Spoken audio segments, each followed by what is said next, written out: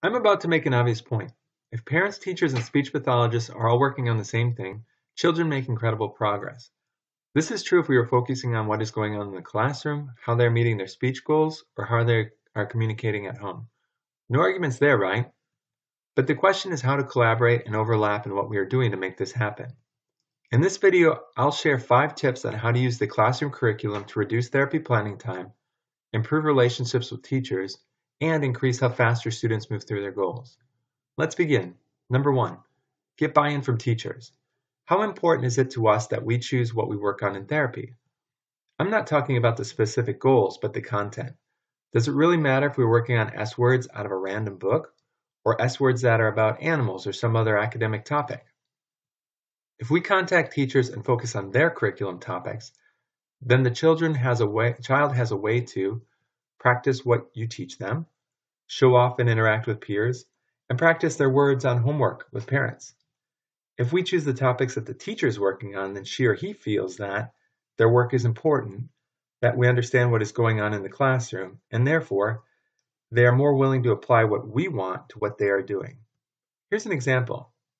Let's say that the pre-K and kindergarten are working on growing things.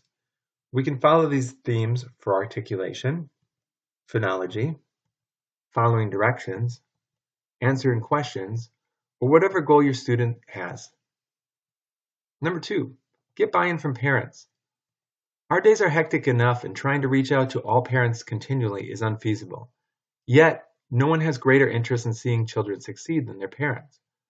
For each topic we make speech therapy materials for, we can easily make a cookie-cutter Hi Parents letter. Here's what it looks like. Hi parents, this week we're talking about growing things. Ask your child to name the vegetables and talk about what they like to eat. Hi parents, this week we are talking about foods. Ask your child to share what he knows about food and what kind of food you have in your house. Hi parents, this week we're talking about weather. Take turns rolling the weather die or ask your child about what the day is like outside. The parents are going through their homework anyways.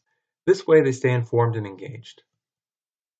Number 3, organize your materials by theme, not by sound. As a speech pathologist, I'm sure that this chart makes sense to you. But what if you showed this to someone who is not an SLP? Just what does a spy have to do with a whale?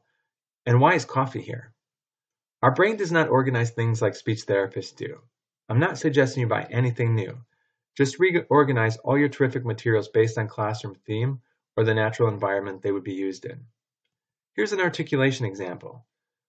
We listed all the words related to growing things and just divided them by sound. Number 4, lean on your colleagues. Chances are you work with SLPs ranging from 24 to 60 years old. Chances are you also have staffing or in-service days that are used to focus on development. Use these days, times, and colleagues that you already have and create a place, electronic or virtual, where everyone can add materials related to the most common academic themes. As an example of the folders you can create, here are the most common themes for young children. The tech-savvy staff members can set up online folders for each of these topics that the experienced SLPs can place their oodles of resources in. Number 5, lean on your teachers. Is this your car? Or is this your therapy room? If so, know that you don't have to do this anymore. Each week, teachers have materials, pages, and storybooks set out and their lessons already planned.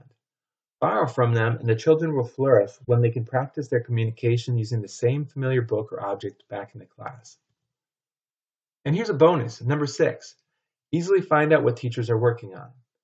How do you know what to work on?